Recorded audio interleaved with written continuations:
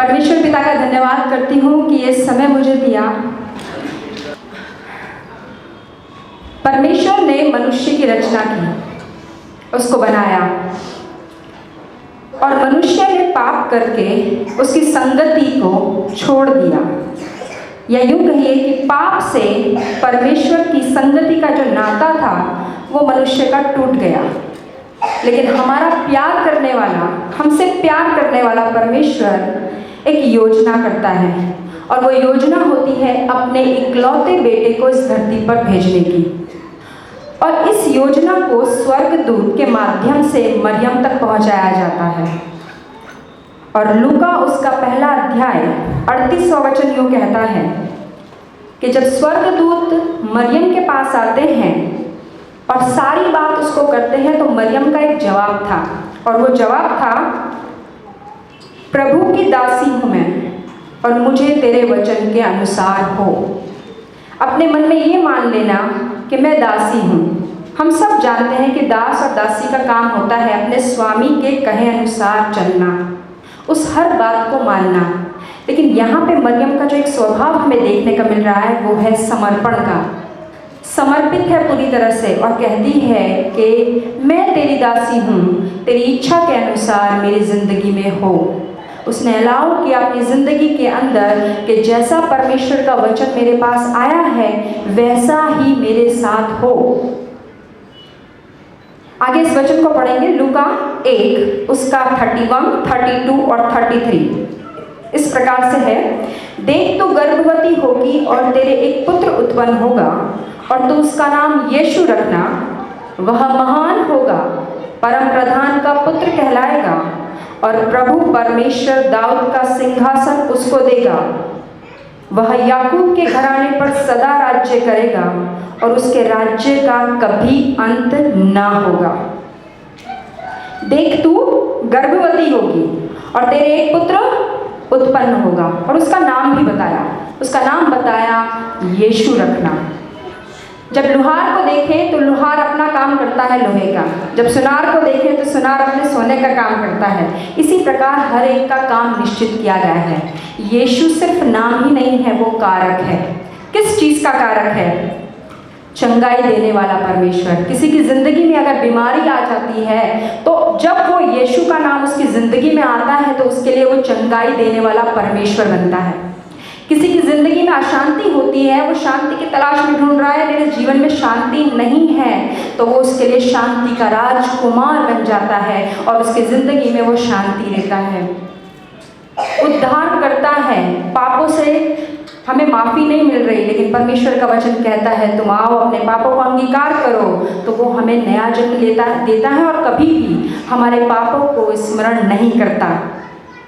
हमेशा संग रहने वाला परमेश्वर है। यहोवा यिरे जो हर एक घटी को पूरा करता है। उसके बहुत सारे नाम हैं। जो मनुष्य जिस तकलीफ में होता है, जब उसको याद करता है तो उसी स्वरूप में उसको जानने लगता है। ये उसकी प्रक्रिया शुरू होती है परमेश्वर को जानने की। याकूब के घराने पर राज्य करेगा, और एक ऐसा राजाओं का राजा है जिसके राज्य का कभी अंत ना होगा। बहुत से राजा आए इस पृथ्वी पर और चले गए। किसी ने 5 साल, किसी ने 10 साल, किसी ने 30 साल, किसी ने 25 साल, किसी ने 28 साल राज्य किया, लेकिन एक ऐसा राजकुमार, राजाओं का राजा जन्मा है जिसके राज्य का कभी अंत ना होगा। आइए एक वचन को पढ़ें जिसमें लूका उसका 2 अध्याय और 10वां वचन हमें कुछ कहता है। मैं पढ़ देती हूँ। तब स्वर्गदूत ने उनसे कहा, मत डरो, क्योंकि देखो मैं तुम्हें बड़े आनंद का सुसमाचार सुनाता हूँ जो सब लोगों के लिए होगा, कि आज दाऊद के नगर में तुम्हारे लिए एक उद्धारकर्ता जन्मा है, और यही मसीह प्रभु है। फिर इससे ही जुड़ा हुआ एक वचन और पढ़ती हूँ। आकाश में, जो लूका उसका 2 अध्याय और 14वां वचन है, आकाश में परमेश्वर की महिमा और पृथ्वी पर उन मनुष्यों में जिससे वह प्रसन्न है शांति हो। परमेश्वर का धन्यवाद करती हूँ कि शुरुआत से लेकर पास्टर राहुल सर ने भी इसी बात को दोहराया और कंफर्मेशन मिल गई कि परमेश्वर, जब मैं प्रार्थना करके बैठी थी कि आज क्या वचन प्रभु आप देने वाले हैं जिससे आप हम सबसे बातें करने वाले हैं, तो प्रभु ने भी मुझे यही वचन दिया। तो आनंद का समाचार हर किसी के लिए है। ऊपर के वचन में लिखा है कि बड़े आनंद का सुसमाचार तुम्हें सुनाता हूँ जो हर एक के लिए होगा। लेकिन उसके आगे कलम में लिखा हुआ है कि आकाश में परमेश्वर की महिमा और पृथ्वी पर उन मनुष्यों में जिनसे वह प्रसन्न है शांति हो। आनंद का समाचार तो सबके लिए है, पर शांति उन लोगों के लिए है जिनसे वह खुश है। अब प्रश्न ये उठता है कि परमेश्वर किनसे खुश है? क्या किया जाए कि हम परमेश्वर को खुश कर सकें? अगर हम अपने कामों की तरफ गौर करें तो किसी के काम इतने अच्छे नहीं होंगे जो परमेश्वर को खुश कर सके। हालेलुया, प्रभु का धन्यवाद करते हैं। आगे लिखा है भजन संहिता 51 और 6 इस प्रकार कहता है, देख तू हृदय की सच्चाई से प्रसन्न होता है। दाऊद भक्त अपने भजन में कह रहे हैं कि हे परमेश्वर तू हृदय की सच्चाई से प्रसन्न होता है। कुछ तो किया होगा उन्होंने जो हृदय की सच्चाई की बात यहाँ पे रख रहे हैं। कुछ उनकी ज़िंदगी में एक्सपीरियंस ऐसा हुआ होगा कि उन्होंने हृदय की सच्चाई रखी होगी और उन्हें मालूम चला होगा कि मेरे इस काम से परमेश्वर खुश हुआ है, तभी मुझे मेरे कामों में फतह मिली है। हालेलुया। भजन संहिता 25 और 12 इस प्रकार कहता है, वह कौन है जो यहोवा का भय मानता है? यहोवा उसको उसी मार्ग पर जिससे वह प्रसन्न रहता है चलाएगा। हालेलुया। यहाँ पर दो बातें हमें देखने को मिल रही हैं कि परमेश्वर हृदय की सच्चाई से खुश रहता है और उससे खुश रहता है जो उसका डर मानते हैं, और फिर मार्ग वो तैयार करता है हमारे लिए चलने का। हालेलुया, प्रभु की स्तुति हो। और ये शांति उन लोगों के लिए है जो हृदय के सच्चे हैं। लेकिन हृदय के लिए जब बात आती है तो दूसरा वचन भी याद आ जाता है, कानों में गुनगुना जाता है, और वो वचन है सबसे कपटी और धोखेबाज हृदय ही है। और परमेश्वर उसी चीज को मांग रहे हैं, अपना सच्चा हृदय दे दे। क्या दे दे? अपना सच्चा हृदय दे दे। नम्र और दीन लोगों से प्रभु प्रसन्न रहते हैं, क्योंकि वो खुद को महान बनाने की कोशिश नहीं करते, परंतु अपने हर कामों में परमेश्वर की महानता को प्रकट करने की कोशिश करते रहते हैं।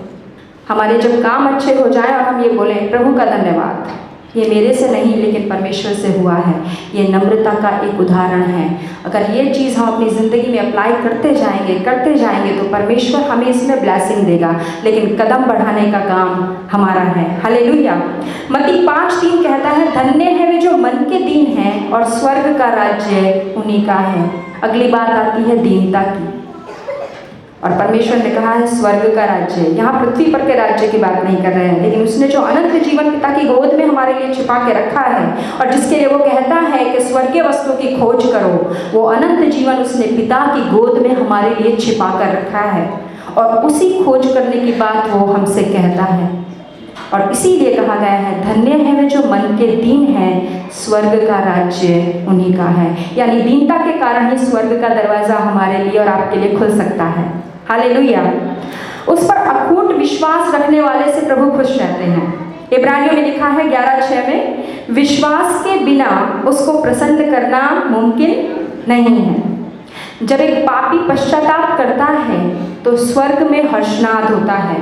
खुशी का उत्सव जो आप और मैं मना रहे हैं, ऐसी ही खुशी स्वर्ग में होती है जब एक पापी अपने मन को फिराता है और परमेश्वर की तरफ अपने मुख को करता है। तो परमेश्वर हमसे पहले तैयार रहते हैं कि हम अपनी गुनाहों को उसके सामने मान लें।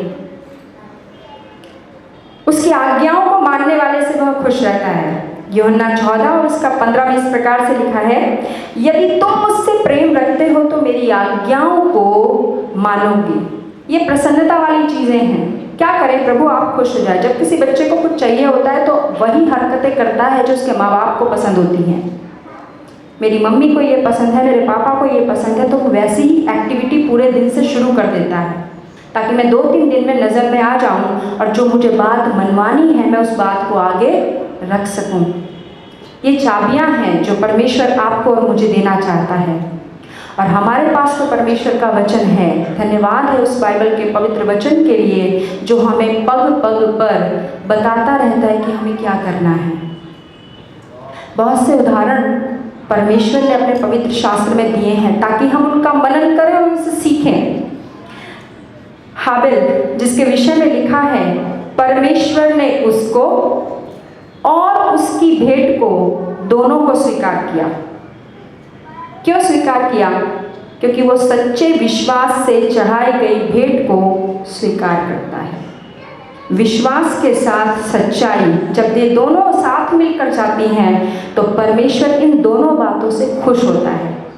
सिर्फ भेंट को स्वीकार नहीं किया, लेकिन हाबिल को भी स्वीकार कर लिया। प्रभु की स्तुति हो। हनोक परमेश्वर के साथ चलता था। क्या बताता है साथ में चलना? परमेश्वर का हमारे साथ में कितना घनिष्ठता का संबंध, जो संबंध बताता है वो घनिष्ठता का है। हनोक परमेश्वर के साथ चलता था, ये घनिष्ठता बताती है। और नूह जो आज्ञाकारी और धर्मी था, उत्पत्ति 6:9 में लिखा है कि वह बहुत आज्ञाकारी और धर्मी था। अब्राहम जिसमें विश्वास और आज्ञाकारिता थी, परमेश्वर ने कहा अपना घर छोड़ के चल, यहाँ जा, कहाँ जाना है मालूम नहीं था। अपने बेटे का बलिदान कर दे, हाँ देने के लिए तैयार हो गए। विश्वास प्लस आज्ञाकारिता दोनों थी। संत मूसा जिनके लिए कहा गया है उसके जैसा नम्र व्यक्ति नहीं देखा। हालेलुया। दाऊद जो दिल से पश्चाताप करने वाले थे, बड़े से बड़े गुनाह उनसे भी हो गए, लेकिन एक ऐसा हृदय जो परमेश्वर को भाता है, उसके लिए कहा मेरा मन पसंदीदा व्यक्ति ये है। क्यों है मन पसंदीदा? क्योंकि दिल से अपने गुनाहों को अंगीकार करता है। शब्दों से बोलने और हृदय से बोलने में बहुत फर्क है, लेकिन परमेश्वर का भक्त दाऊद भक्त हृदय से अपने पापों को अंगीकार करने वाले थे। परमेश्वर को ये बात अच्छी लगी, इसीलिए उन्होंने स्टेटमेंट दिया। मरियम जो पूरी तरह समर्पित थी, तैयार हो गई उस बात को मानने के लिए। ना इधर देखा ना उधर देखा। अगर आंखें खोलें तो बहुत सारे लोग भी दिखाई देंगे, अगर कान करें तो बहुत सारी आवाज़ें भी आएंगी, कुछ अच्छी होंगी और कुछ बुरी भी होंगी, लेकिन उसने किसी बात को सुना नहीं, कोई नकारात्मक बातों की तरफ ध्यान दिया नहीं, लेकिन परमेश्वर की उस आवाज़ को उसने जो स्वर्गदूत की तरफ से आई थी उसने उसको स्वीकार कर लिया। ये पूरा समर्पण मरियम का इस बात को दोहराता है। इसीलिए तो आगे लिखा है अनुग्रह हुआ और आनंद जैब साथ में फ्री में मिली। हालेलुया। यूहन्ना बपतिस्मा देने वाला जिसने सत्य का प्रचार पूरी निर्भीकता से किया, सत्य को कहने के लिए उसने किसी प्रकार की चिंता नहीं की और पूरी तरह से परमेश्वर का प्रचार जैसा था बिना मिलावट के वो उसने किया। हालेलुया। तो परमेश्वर इन सारी बातों से खुश होते हैं। आइए एक वचन को पढ़ें, मत्ती 2 और उसका 11। कोई मेरे लिए पढ़ दे, मत्ती 2 और उसका 11।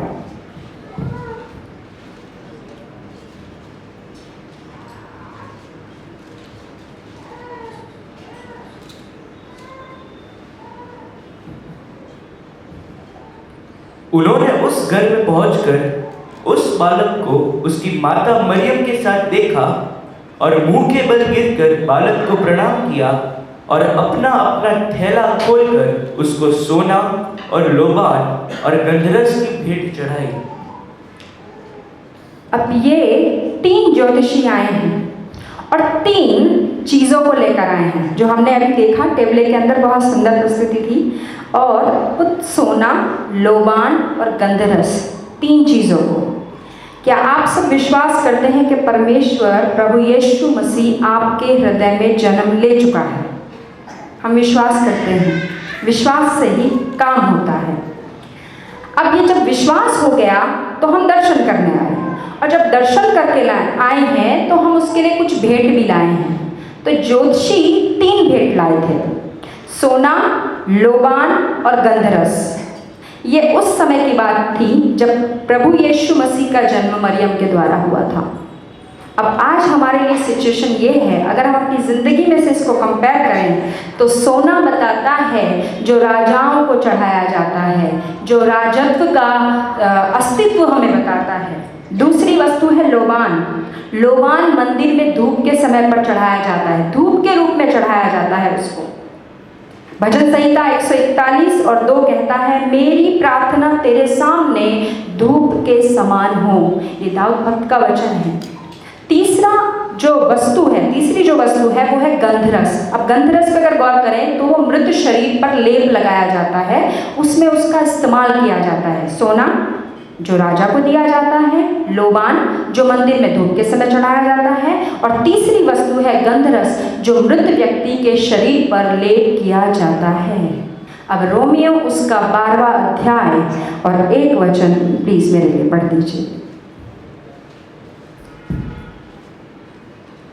इसलिए हे भाइयों, मैं तुमसे परमेश्वर की दया स्मरण दिलाकर विनती करता हूँ कि अपने शरीरों को जीवित और पवित्र और परमेश्वर को भावता हुआ बलिदान करके चढ़ाओ, यही तुम्हारी आत्मिक सेवा है। हालेलुया। अब 3 चीजें वहां पर चढ़ाई गई और 3 चीजें परमेश्वर हमें चढ़ाने के लिए कह रहा है। एक बलिदान उसने दिया, अपने इकलौते पुत्र को दे दिया। अब एक बलिदान वो हमसे चाहता है, और वो कैसा बलिदान चाहता है जो आत्मिक सेवा के रूप में है। अगर आप और मैं परमेश्वर की सेवा करना चाहते हैं तो ये 3 बलिदान साथ में लेकर आने। पहला बलिदान सोना, तो जीवन का आधार उसमें क्या था? राजा को दिया जाता है। यहाँ पे है जीवन का अधिकार परमेश्वर को दे दो। जीवन का अधिकार परमेश्वर को दे दो। दूसरी चीज लोबान जो मंदिर में धूप चढ़ाई जाती है, वो है आराधना और प्रार्थना। शायद सर ने एक बार बोला था कि पिछले संडे की जो शेयरिंग की थी कि हमारी जिंदगी परमेश्वर के सामने सिर्फ गीतों वाली नहीं आराधना, पर हमारी जिंदगी खुद उसके सामने आराधना बन जाए। हालेलुया। लोबान की जो धूप चढ़ती है, परमेश्वर चाहता है हमारी जिंदगी खुद आराधना बन जाए। हमारे बोलने में, हमारे डिस्कशन करने में, हमारी हर बातों में सिर्फ परमेश्वर की बड़ाई हो। वो हर बातों पे, उसका वचन कहता है कि उसकी नज़र पृथ्वी पर घूमती रहती है और धर्मियों पे जाके रुक जाती है। उसने अपने हाथों में हमारी सूरत को बनाया है, पर क्या जहन में उसके हम हैं? जहन में अयूब को रखा था और उससे कहा था, क्या तूने मेरे भक्त अयूब पर दृष्टि की है? उसको जानता है, जहन में था। जहन में कौन आते हैं? जो परमेश्वर को प्रसन्न कर पाते हैं। हालेलुया। हमारे दिमाग में वही रहते हैं जिनसे हमारा ज़्यादा अटैचमेंट रहता है। उनकी बातों पर, उनके हर एक चाल चलन पे हमारा ध्यान लगा रहता है। इसका मतलब जहन में रहते हैं। सब व्यक्ति जहन में नहीं रहते, उससे हम मिलते हैं, छोड़ देते हैं, लेकिन एक जहन में वो रहता है जिनसे हमारा गहरा रिश्ता होता है। हालेलुया। और गंधरस वो है आत्म त्याग और क्रूस। अपनी इच्छाओं को क्रूस पर टिंगा दो, और ऐसा टिंगाओ जैसा कि परमेश्वर ने कहा था कि अपने इच्छाओं को जो स्वर्ग मतलब चढ़ा देता है क्रूस पर, और उसको फिर ऐसा जिंदगी लगती है कि मैंने ये मर गया हूँ, मैं मर चुका हूँ इसमें, या मैं मर चुकी हूँ, अब ये मेरा काम नहीं है, अब मैं मसीह में जिंदा हूँ। और जब मसीह में जिंदा होते हैं तो उसकी मर्जी चलती है, हमारी मर्जी नहीं चलती। हालेलुया। तो सोना मतलब जीवन का अधिकार, लोबान आराधना और प्रार्थना, और गंधरस आत्मत्याग और क्रूस पर अपनी इच्छाओं का दमन। जब हम अपना नियंत्रण छोड़ देते हैं तो इसका मतलब हम अपना अधिकार उसको दे देते हैं। हमने तो कहा सोना मतलब अपना अधिकार उसको दे देना, तो अधिकार कैसे दिया? और अक्सर ऐसा होगा कि जो हमारी इच्छा होती है वो प्रभु की इच्छा नहीं होती। तो आज ये 3 प्रकार की सेवा प्रभु हमसे चाहते हैं, और जब हम उसका दर्शन करने आए हैं तो इन 3 बातों को साथ में लाना अवश्य है। हालेलुया। तो आज के वचन में हमने मनन किया। पहला, मरियम के द्वारा अनुग्रह तब होता है जब कोई समर्पित होता है, और अनुग्रह के साथ परमेश्वर हमें 2 चीज़ें देता है, जय और आनंद। हालेलुया। दूसरी चीज़, परमेश्वर का राज्य अनंत काल का है, कभी ना मिटने वाला। तीसरी बात, आनंद का समाचार सब लोगों के लिए है, लेकिन शांति उन लोगों के लिए है जिनसे वो खुश हैं। ज्योतिष 3 भेंट लेकर आए, हमें भी अपने शरीर को जीवित, पवित्र और परमेश्वर को भावता हुआ करके चढ़ाना है, और प्रेम करुणा अपने अंदर रखनी है। एक कहानी इस समय याद आ रही, पर इसमें नाम था कहानी में राहुल, तो मैंने राहुल हटा के लड्डू रख दिया। तो इस कहानी के अंदर ऐसा था, नाताल के समय में एक बच्चा चर्च के बाहर बैठा हुआ था, और वो सब कुछ देख रहा था, लाइटिंग भी देख रहा था, डेकोरेशन भी देख रहा था, लेकिन उसके मन में एक शांति नहीं थी। अक्सर बाहर जाके बैठा और जाते हुए उसे एक बूढ़ा व्यक्ति दिखाई दिया जिसके फटे हाथ थे और वो बड़ी मुश्किल से चल पा रहा था। उसने कहा, बाबा तुम्हें क्या चाहिए? उसने कहा, बेटा नाताल का पर्व है, प्रेम हो सके तो प्रेम दो। बच्चे ने घर जाकर फटाफट उनके लिए खाना और गर्म कपड़े का इंतज़ाम किया और उनसे कुछ बातें भी की परमेश्वर की बातों को। ऐसा ही प्रेम परमेश्वर ने हमसे किया है, अपने इकलौते बेटे को दे दिया ताकि जो कोई इस पर विश्वास करे वो नाश ना हो परंतु अनंत जीवन पाए। हालेलुया। अगर ये प्रेम हमारी ज़िंदगी में हमने समझ लिया तो हमारा हर एक क्षण, चाहे आप निराशा में हो, चाहे आप तकलीफ में हो, जिसके अंदर यीशु का प्रेम आ गया उसे और किसी चीज़ की ज़रूरत कभी महसूस नहीं होगी। हालेलुया। एक पंक्ति इस समय मुझे याद आ रही है, और क्या चाहिए मुझे यीशु मिल गया, और क्या चाहिए मुझे यीशु मिल गया, मुझे यीशु मिल गया, मुझे यीशु मिल गया, और क्या चाहिए मुझे यीशु मिल गया। हालेलुया। ये अद्भुत आनंद आपके और मेरे पास से कोई छीन नहीं सकता। किसी भी समय किसी भी तकलीफ में उसको पुकारेंगे वो हाजिर हो जाता है।